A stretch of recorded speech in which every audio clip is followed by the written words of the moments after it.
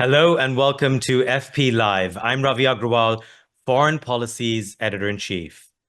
Last week, US President Donald Trump visited three countries in the Middle East: Saudi Arabia, the UAE, and Qatar.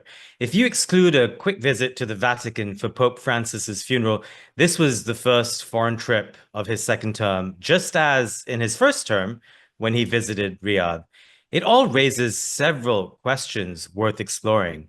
Is the Trump administration realigning American priorities in the region? Why are these Gulf monarchies rising in importance as much as they are? And while we know of Washington's interest in the region, are those countries similarly invested in America, or are they hedging their bets? In a moment, I will speak with a top expert on the Middle East. If this is your first time joining us on FP Live, welcome. We will take some subscriber questions throughout. If you'd like to join in, use the code FP Live for a discount. We are also a podcast. Just look for FP Live on your favorite audio platform. So, Trump's Middle East tour. Many of the headlines last week were devoted to a possible deal in which Qatar would donate a 747 jetliner to the Defense Department to be used as Air Force One.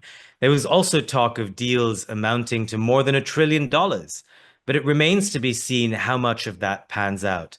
In terms of substance, it is probably notable that Trump gave a speech in Riyadh stating that there would be, quote, no more lectures from America, denouncing decades of Western intervention in the region.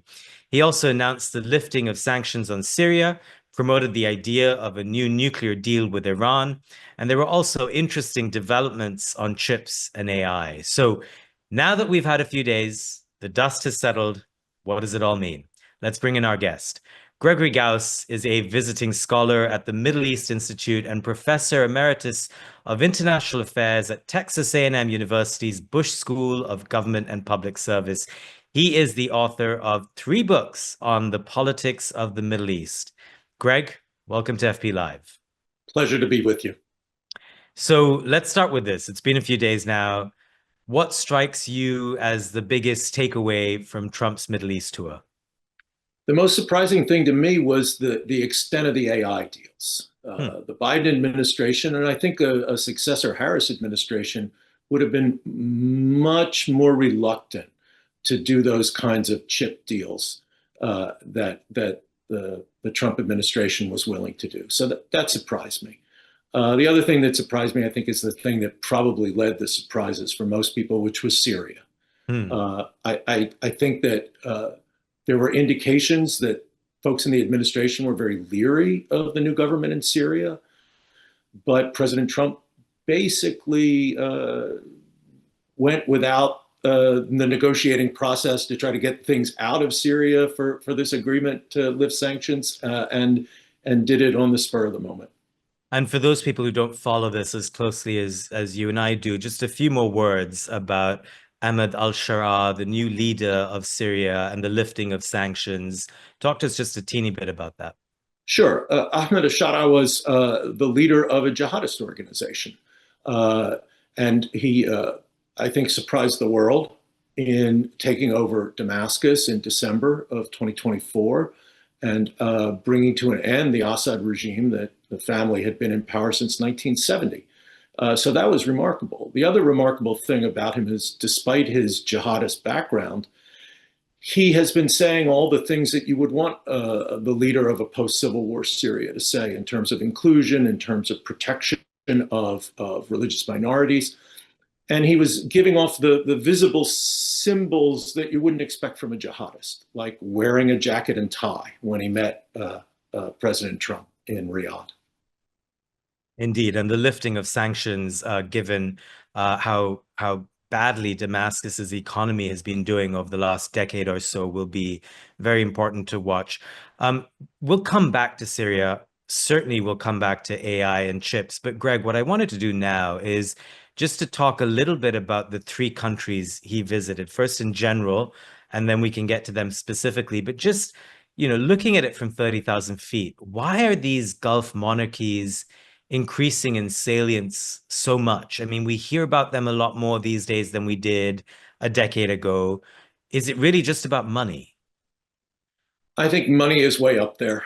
Uh, my line on this is that President Trump started his first foreign did his first foreign trip, his first scheduled foreign trip after Pope Francis's funeral to these three countries for the same reason that Willie Sutton robbed banks. It's because that's where the money is.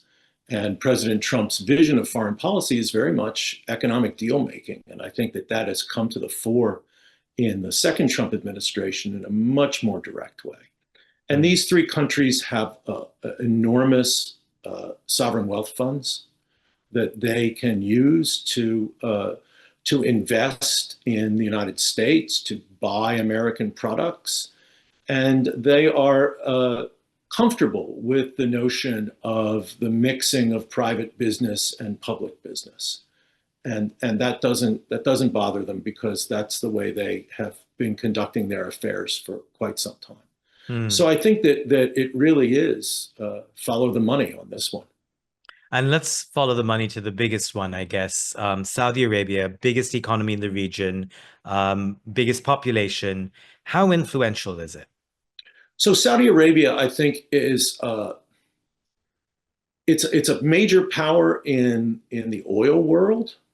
It's the most stable of the major Arab countries right now, kind of supplanting what was historically the leader of the Arab world, which is Egypt, because Saudi Arabia has this financial power. But it lacks power on a number of other scales. It's not a serious military power. And it is, interestingly enough, giving up what was one of its ideological power tools, which is really that it represented Salafi Islam. And the Saudis would say represented Sunni Islam in the world.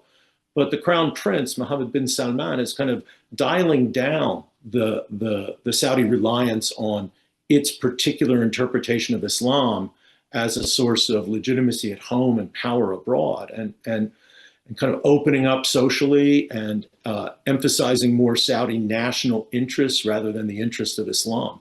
So in that sense, Saudi Arabia's power is very much restricted to kind of finance and the diplomacy that can be buttressed by money. So, but I keep hearing these days, Greg, that Riyadh is essentially running out of money. Oil prices are low, public expenditure is very high. Important projects like NEOM, this new city that MBS, the Crown Prince, wanted to build, are way over budget. Is Saudi Arabia running out of cash? I don't think Saudi Arabia is running out of cash because it's not running out of credit.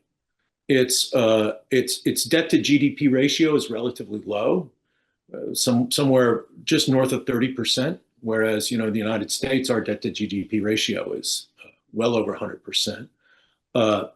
And so the Saudis can, and they have shown the ability to go on the credit markets to make up deficits. There is a realization that $60 barrel oil means that they're going to have to be less ambitious than $90 or $100 barrel oil was. Some of these big projects like NEOM are being scaled back and the timelines are being extended out. And so I don't see a fiscal crisis right now in Saudi Arabia, although there is some trimming of the sails based on the lower oil price. And I want to get to the other Gulf countries and a few other topics, but last thing on Saudi, Trump's Riyadh speech. I mentioned this at the start. It's gotten a fair bit of attention. He basically told the audience there that the United States has done, quote, lecturing on how to live. And essentially, this was seen as a denouncement of decades of Western policy and intervention. What did you make of that, and how unusual did that feel? Well, it wasn't surprising because this has been President Trump's line for some time. And it I think reflects a chastened view, even among people who don't like President Trump, about the ability of America to remake the politics of the Middle East. The failures in Afghanistan and Iraq, I think, are very present in the minds of Republicans and Democrats, neoconservatives, regular conservatives, MAGA people, liberals, neoliberals, everybody. And thus, there's been ratcheting down of American ambitions from 20 years ago, when we thought we could remake the Middle East based on our military power and the strength of our ideas. Turned out we couldn't. And so that didn't really surprise me. And it was very much President Trump, to use an inappropriate metaphor, in Saudi Arabia. He was preaching to the choir. This is what Saudis wanted to hear. And the Saudis, who would have wanted an American president to come in and talk about freedom and human rights, are either cowed or in jail. Mohammed bin Salman has really opened up the country socially in ways that I've never thought I would see in my lifetime. But he has also dramatically closed what was already a relatively small margin for people to speak out.